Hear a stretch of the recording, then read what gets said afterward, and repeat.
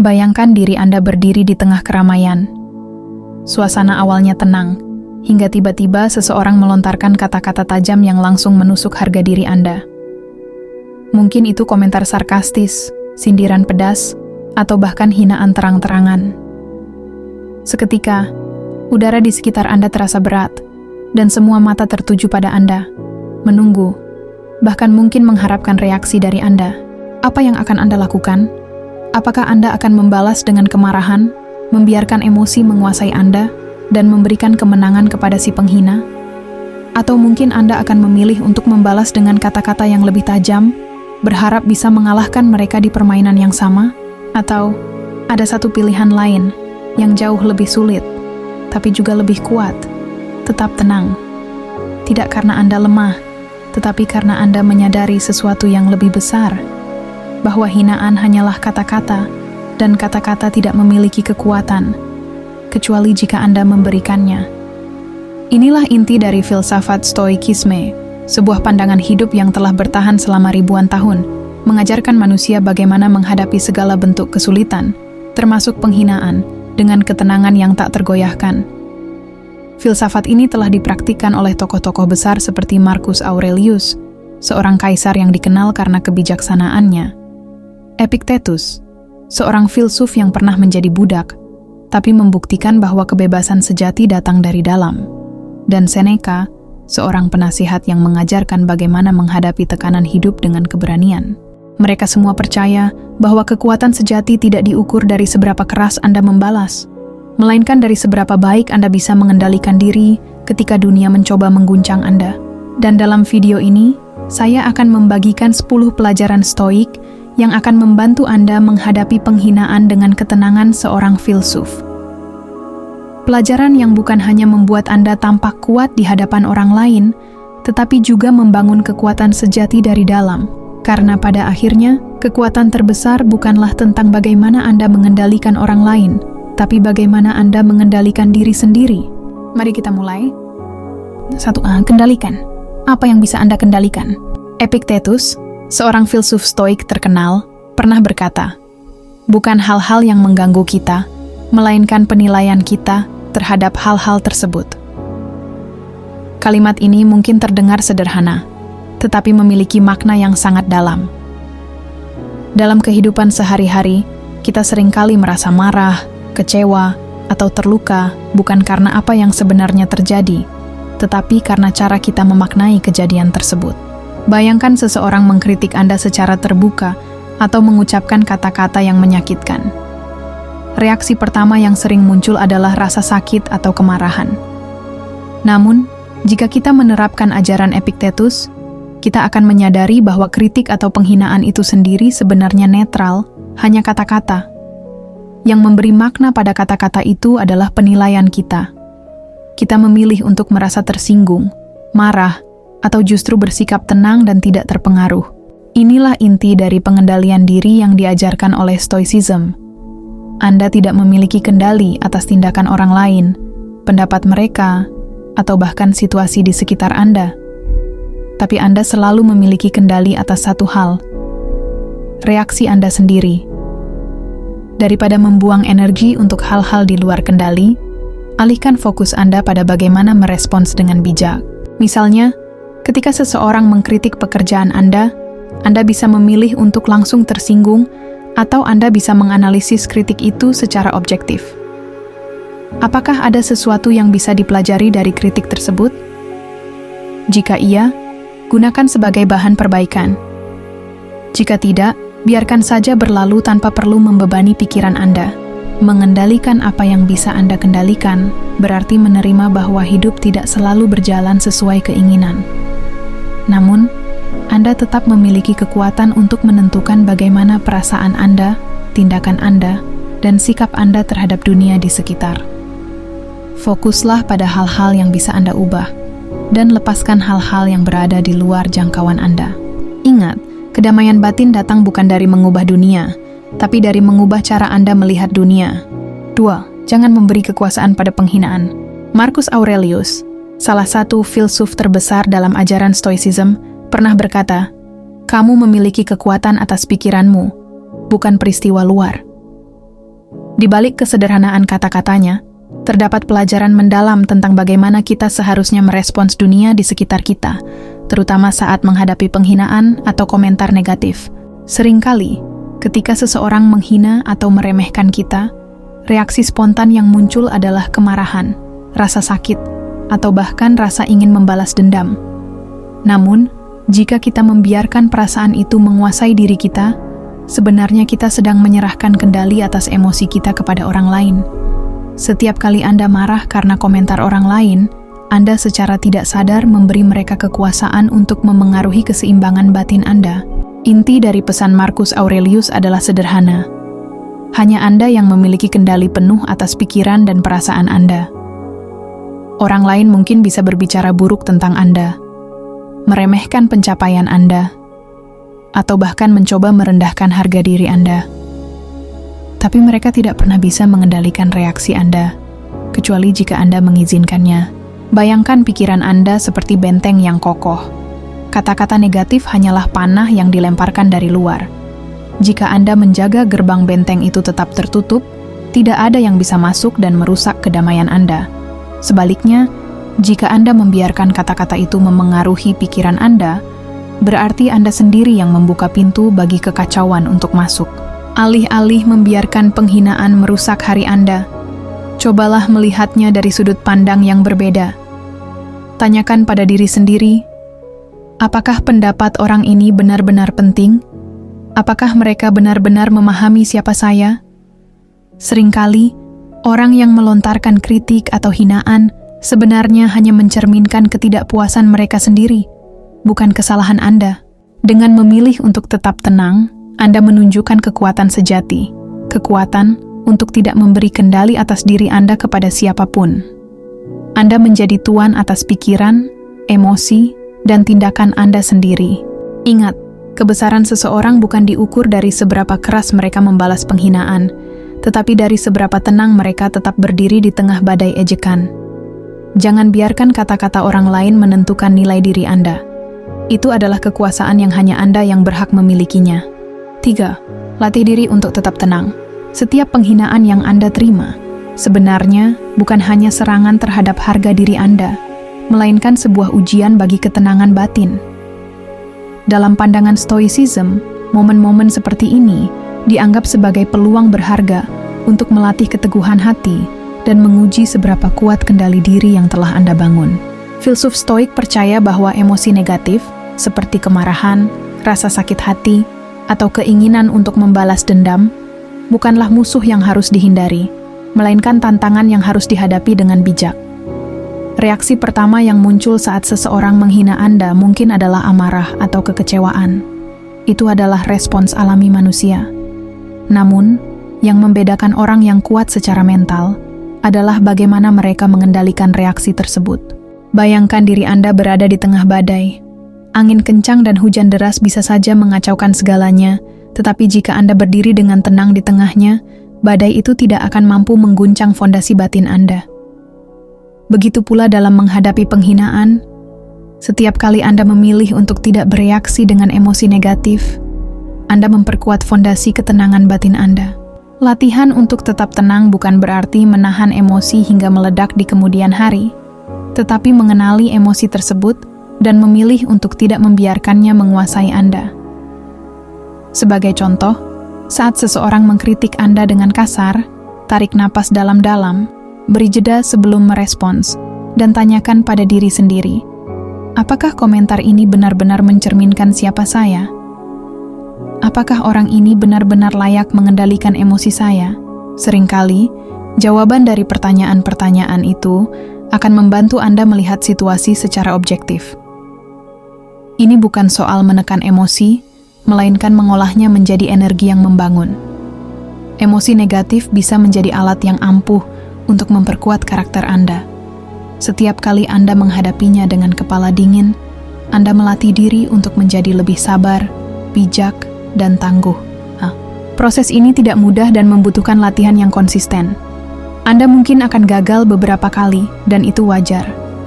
Namun, setiap keberhasilan kecil, setiap momen di mana Anda berhasil tetap tenang saat orang lain mencoba memancing emosi Anda, adalah sebuah kemenangan besar bagi kekuatan batin Anda. Ingat, ketenangan bukanlah ketiadaan emosi, tetapi kemampuan untuk tetap mengendalikan diri di tengah gelombang emosi tersebut. Semakin sering Anda berlatih untuk tetap tenang dalam menghadapi penghinaan atau situasi sulit, semakin kuat Anda menjadi. Pada akhirnya, bukan orang lain yang mengendalikan diri Anda, melainkan Anda sendiri yang memegang kendali penuh atas pikiran, perasaan, dan tindakan Anda. 4. Lihat penghinaan sebagai cermin. Ketika seseorang melontarkan penghinaan, reaksi alami kita biasanya adalah merasa tersinggung, marah, atau bahkan ingin membalas. Namun, jika Anda melihat lebih dalam, sebenarnya penghinaan seringkali mencerminkan lebih banyak tentang si pemberi hinaan daripada diri Anda. Kata-kata yang mereka ucapkan seringkali berasal dari tempat yang gelap dalam diri mereka, rasa tidak aman, ketidakpuasan terhadap hidup, atau bahkan rasa iri yang tidak bisa mereka kendalikan. Dalam pandangan Stoicism, penghinaan adalah sebuah cermin yang menunjukkan keadaan batin orang yang melakukannya. Seseorang yang bahagia, percaya diri, dan damai dengan dirinya sendiri jarang merasa perlu untuk merendahkan orang lain.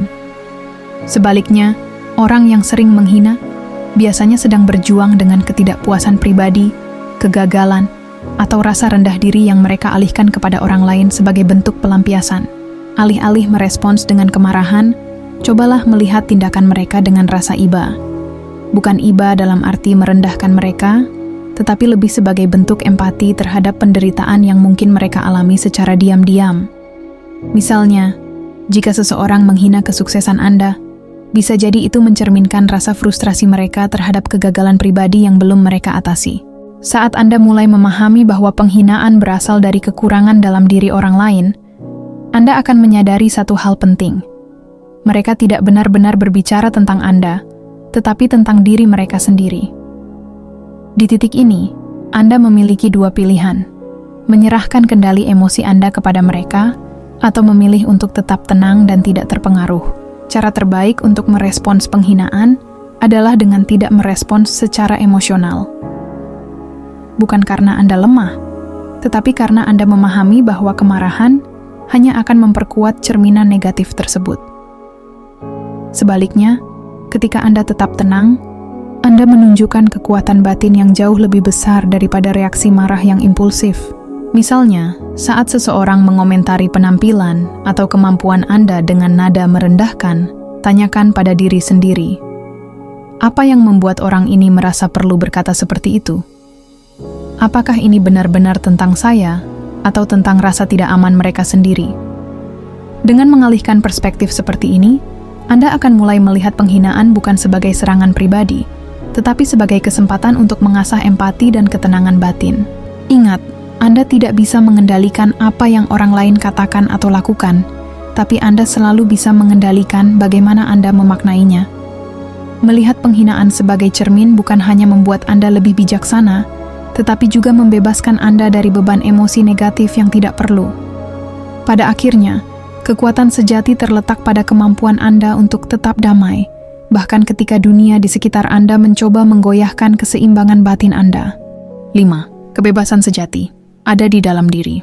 Menurut ajaran Stoikisme, kebebasan sejati bukanlah tentang memiliki kekuasaan, kekayaan, atau kendali atas orang lain. Sebaliknya, kebebasan yang sesungguhnya berasal dari dalam diri, dari kemampuan kita untuk mengendalikan respons terhadap apapun yang terjadi di luar kendali kita. Ini adalah kebebasan yang tidak bisa direnggut oleh siapapun, karena letaknya bukan di dunia luar, melainkan di pikiran dan hati kita sendiri. Salah satu aspek penting dari kebebasan batin ini adalah membebaskan diri dari jerat emosi negatif, seperti amarah, dendam, atau rasa sakit hati. Dalam pandangan Stoik, kita tidak memiliki kendali atas tindakan atau ucapan orang lain, tetapi kita selalu memiliki kendali penuh atas bagaimana kita meresponsnya. Misalnya, ketika seseorang menghina Anda, rasa marah atau sakit hati mungkin muncul secara alami. Namun, sebagai seorang Stoik, Anda belajar untuk melihat hinaan itu hanya sebagai kata-kata kosong yang tidak memiliki kekuatan apapun, kecuali Anda mengizinkannya. Dengan memilih untuk tidak membiarkan hinaan memengaruhi emosi Anda sedang melatih kekuatan batin yang luar biasa. Anda menunjukkan bahwa ketenangan jiwa Anda tidak bergantung pada tindakan orang lain, melainkan pada keputusan Anda sendiri. Ini adalah bentuk kebebasan sejati, bebas dari kendali orang lain atas emosi dan pikiran Anda. Ketika Anda mampu mengendalikan respons terhadap emosi negatif, Anda tidak hanya membebaskan diri dari penderitaan yang tidak perlu, tetapi juga menciptakan ruang untuk pertumbuhan pribadi. Anda menjadi lebih bijaksana, lebih damai, dan lebih fokus pada hal-hal yang benar-benar penting dalam hidup. Inilah inti dari stoikisme, mengalihkan fokus dari apa yang tidak bisa Anda kendalikan ke hal-hal yang sepenuhnya ada dalam genggaman Anda. Pikiran, tindakan, dan sikap Anda sendiri. 6. Fokus pada nilai diri sendiri. Dalam ajaran stoikisme, inti dari kebahagiaan dan kedamaian batin terletak pada pengendalian diri dan kesadaran akan nilai sejati yang dimiliki setiap individu. Seorang stoik percaya bahwa harga diri tidak ditentukan oleh pujian, hinaan, atau pendapat orang lain, melainkan berasal dari tindakan, keputusan, dan integritas pribadi yang dijaga dengan teguh. Seringkali, kita terjebak dalam ilusi bahwa pengakuan orang lain menentukan nilai kita. Namun, bagi seorang stoik sejati, penghinaan hanyalah opini eksternal yang tak memiliki kekuatan, kecuali jika Anda mengizinkannya. Pikiran Anda lah yang memberi makna pada setiap kata, dan jika Anda memilih untuk tidak terpengaruh, kata-kata itu pun kehilangan dampaknya. Fokus utama dalam hidup bukanlah mengendalikan perlakuan orang lain, tetapi bagaimana Anda bereaksi terhadapnya. Ketika Anda memahami nilai diri yang sebenarnya, hinaan, kritik, bahkan pujian menjadi netral. Anda tidak lagi bergantung pada validasi eksternal untuk merasa berharga, karena ukuran sejati harga diri terletak pada kesetiaan terhadap prinsip hidup Anda. Integritas adalah fondasi utama. Seorang stoik bertindak berdasarkan kebajikan seperti kejujuran, kebijaksanaan, keberanian, dan pengendalian diri, bahkan tanpa pengakuan dari orang lain. Bayangkan pohon yang berdiri kokoh di tengah badai. Begitu pula diri Anda akan tetap teguh saat berpegang pada nilai-nilai yang benar. Dengan memahami nilai diri sendiri, Anda membebaskan diri dari kebutuhan akan validasi eksternal. Anda mulai menjalani hidup dengan kesadaran penuh, membuat keputusan berdasarkan prinsip, bukan ekspektasi orang lain.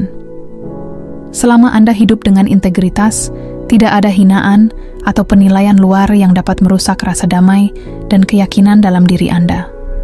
Inilah kekuatan sejati menurut stoikisme, kekuatan yang tak tergoyahkan oleh dunia luar. 7. Praktikan amor fati, cintai takdirmu.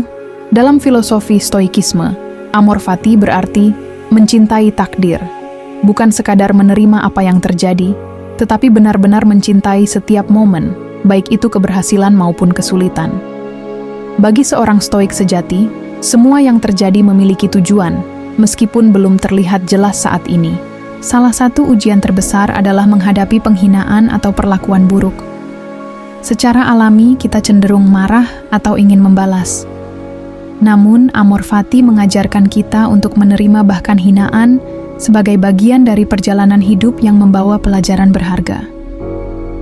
Alih-alih melihatnya sebagai sesuatu yang negatif, anggaplah sebagai ujian yang memperkuat ketahanan mental Anda.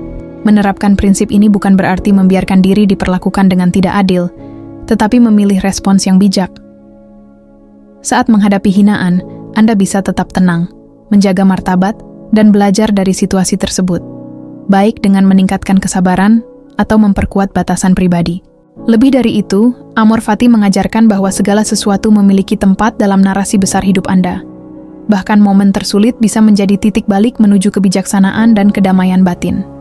Dengan mencintai takdir, Anda membebaskan diri dari emosi negatif yang tidak perlu, menerima kenyataan dengan lapang dada, dan merangkul setiap pelajaran yang datang. Pada akhirnya, amor fati bukan hanya tentang menerima, tetapi juga merangkul takdir sepenuhnya dengan rasa syukur. Setiap tantangan, kegagalan, atau hinaan adalah bagian dari proses yang membentuk diri Anda menjadi lebih kuat dan bijaksana. Disitulah letak kebebasan dan ketenangan sejati. 8. Jangan reaktif tapi reflektif. Dalam stoikisme, mengendalikan reaksi terhadap situasi yang tidak diinginkan adalah kunci. Saat dihina atau dikritik, Dorongan alami adalah langsung bereaksi dengan marah atau tersinggung. Namun, seorang stoik sejati memilih berhenti sejenak, menarik napas, dan merespons dengan refleksi tenang. Alih-alih membiarkan emosi menguasai diri, tanyakan pada diri sendiri, apakah ini benar-benar penting? Atau, apakah ini akan memengaruhi hidup saya 5 tahun ke depan? Sebagian besar hinaan sebenarnya tidak memiliki dampak jangka panjang. Refleksi membantu Anda melihat situasi dari sudut pandang yang lebih luas, memungkinkan respons yang bijak dan tenang. Bersikap reflektif bukan berarti mengabaikan perasaan, tetapi mengakui emosi tanpa membiarkannya mengendalikan Anda. Seperti perahu yang tenang di atas ombak, Anda mungkin tidak bisa menghindari emosi, tetapi bisa memilih bagaimana menavigasinya.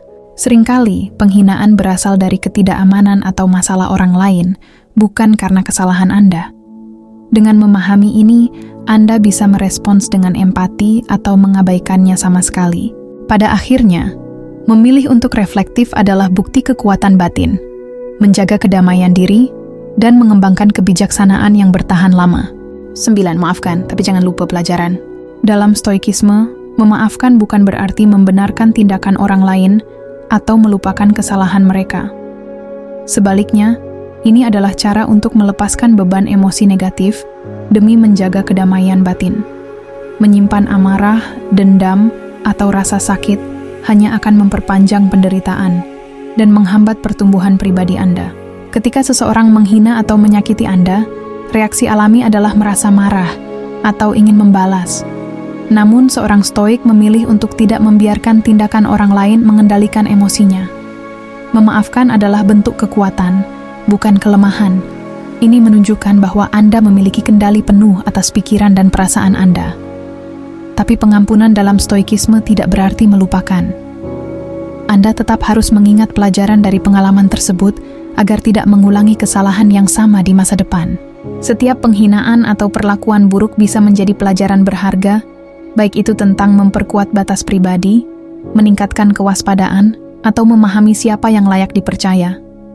Anda tidak perlu terus hidup dalam kecurigaan, tetapi Anda bisa menjadi lebih bijaksana dalam memilih hubungan yang sehat dan menghindari situasi yang merugikan. Melepaskan dendam membebaskan Anda dari pengaruh orang yang telah menyakiti Anda. Seringkali, orang yang melukai Anda mungkin sudah melupakan kejadian itu. Tapi jika Anda terus menyimpan amarah, secara tidak langsung, Anda membiarkan mereka menguasai pikiran dan emosi Anda. Seorang stoik tidak memberikan kekuatan sebesar itu kepada siapapun. Kedamaian batin adalah tanggung jawab pribadi yang harus dijaga dengan penuh kesadaran. Lebih dari itu, pengampunan adalah bentuk belas kasih, baik untuk orang lain maupun untuk diri sendiri. Dengan melepaskan rasa sakit dan dendam, Anda memberi ruang bagi pertumbuhan, kebahagiaan, dan ketenangan batin. Ini adalah langkah besar dalam perjalanan menjadi individu yang lebih dewasa secara emosional dan mental. Namun, mengingat pelajaran dari pengalaman buruk akan membantu Anda mengenali pola atau perilaku yang bisa merugikan di masa depan. Anda akan lebih bijak dalam menentukan siapa yang pantas mendapatkan kepercayaan, kapan harus berbicara, dan kapan saatnya menjaga jarak. Dengan begitu, pengalaman negatif tidak lagi menjadi beban, melainkan fondasi untuk membangun versi diri yang lebih kuat dan bijaksana.